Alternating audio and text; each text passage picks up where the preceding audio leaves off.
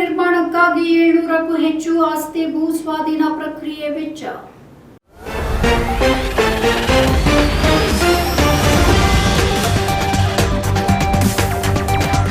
ಬೆಂಗಳೂರು ನಮ್ಮ ಮೆಟ್ರೋ 3ನೇ ಹಂತದ ಯೋಜನೆ ಆರಂಭಕ್ಕೆ ಸಕಲ ಸಿದ್ಧತೆಗಳು ನಡೀತಾ ಇದೆ. ಇದರಲ್ಲಿ 2 ಎಲಿವೇಟೆಡ್ ಲೈನ್ಗಳು ಬರುತ್ತೆ. ಈ ಪೈಕಿ ಒಂದಾದ ಆರೆಂಜ್ ಮಾರ್ಗದ ನಿರ್ಮಾಣಕ್ಕಾಗಿ 700ಕ್ಕೂ ಹೆಚ್ಚು ಆಸ್ತಿಗಳನ್ನು ಗುರುತಿಸಲಾಗಿದೆ. ಬೆಂಗಳೂರು ಮೆಟ್ರೋ ರೈಲು ನಿಗಮದ 3ನೇ ಹಂತದ ಯೋಜನೆಯಲ್ಲಿ ಬರುವಂತಹ ಜೆಪಿ ನಗರ ಹಾಗೆ ಕೆಂಪಾಪುರದವರೆಗೆ 32 ಕಿಲೋಮೀಟರ್ ವ್ಯಾಪ್ತಿಯ ಮಾರ್ಗಕ್ಕೆ ಆರೆಂಜ್ ಲೈನ್ ಅಂತ ಹೇಳಲಾಗುತ್ತೆ.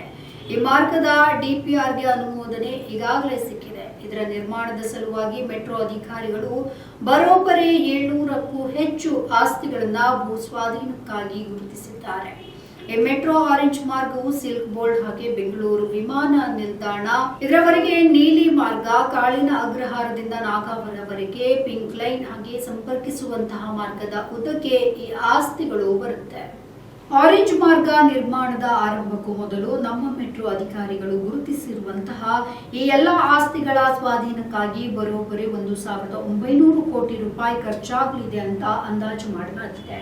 ಇನ್ನು ಮೆಟ್ರೋ 3ನೇ ಹಂತದ ಯೋಜನೆಯಲ್ಲಿ ಬರುವ 2 ಎಲಿವೇಟೆಡ್ ಕಾರಿಡಾರ್ ನಿರ್ಮಾಣಕ್ಕೆ ಸಂಬಂಧಿಸಿದಂತಹ ಜಿಯೋಟೆಕ್ನಿಕಲ್ ಜಂಟಿ ಸರ್ವೆ ಮುಂದಿನ ವಾರ ಆರಂಭ ಆಗುವಂತಹ ಸಾಧ್ಯತೆ ಇದೆ.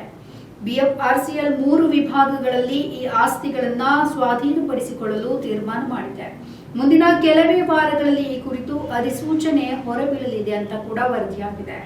ಹೊರವರ್ತುಲ ರಸ್ತೆ ಮಧ್ಯದಲ್ಲಿ ಆರೆಂಜ್ ಲೈನ್ ಎತ್ತರಿಸಿದಂತಹ ಕಾರಿಡಾರ್ಗಳು ನಿರ್ಮಾಣಗೊಳ್ಳಲಿದೆ.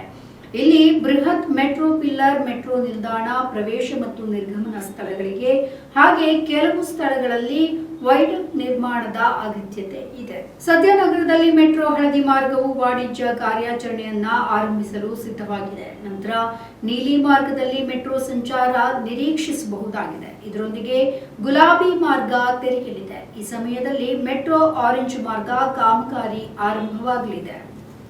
ನಮ್ಮ ಈ ವಿಡಿಯೋ ನಿಮಗೆ ಇಷ್ಟ ಆದಲ್ಲಿ ಲೈಕ್ ಮಾಡಿ, ಶೇರ್ ಮಾಡಿ, ಕಮೆಂಟ್ ಮಾಡಿ ಮತ್ತೆ ಸಬ್ಸ್ಕ್ರೈಬ್ ಮಾಡಿ.